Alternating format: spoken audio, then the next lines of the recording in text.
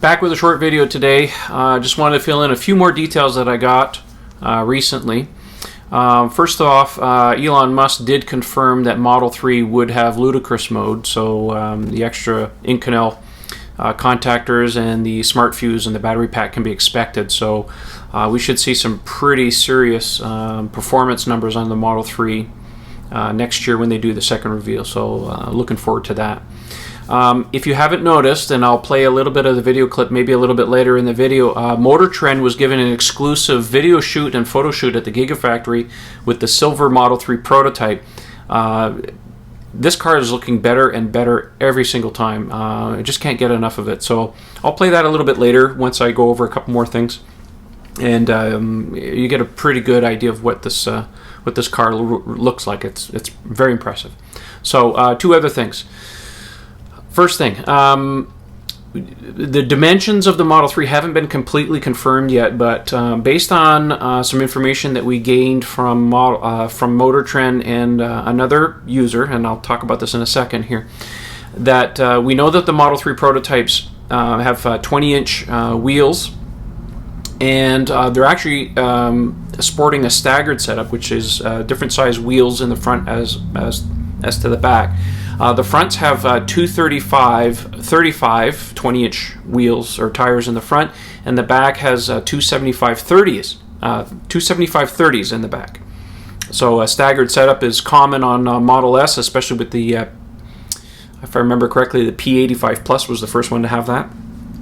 So don't know if that's going to be in the production cars, but it's interesting that they have that. So having said that, based on the 20-inch wheel size and some side shots of the car, we were able to kind of calculate roughly the size of the Model 3, and it's coming in at about 180 inches long, which is somewhere around about 4,700 millimeters in terms of length. It really puts it in right in the same category in this size of, say, BMW 3 Series, Audi A4, or even the Mazda 3.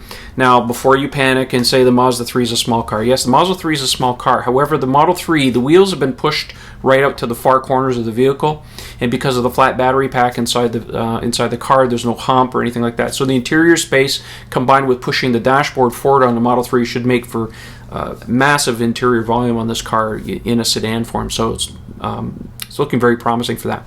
So now, in a previous video, I did allude that I might have had an opportunity for a little bit of a scoop.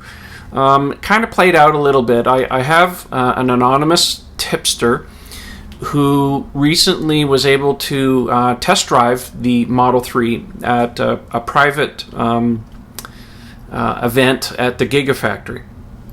And unfortunately, there was not a lot of information out of that. I did ask the person to get a little bit of more information for me, but I'll tell you what he basically read to me from this anonymous tipster. So they got a chance to do a quick test drive along with the tour of the plant. They weren't allowed to take any pictures.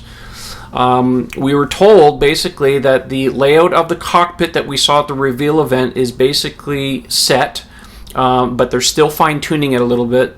So pretty much what we saw in the reveal videos is basically still in play. I had asked this person to find out a little bit more about the air conditioning or the HVAC system. He says it reminded him a little bit of a very high-end Volkswagen car. But instead of being a direct airflow that seemed to be more of a cloud type thing, that's what he said in his comment to me. He said, think about how a radiator works with a little bit more pressure. Now, I don't know how that works out.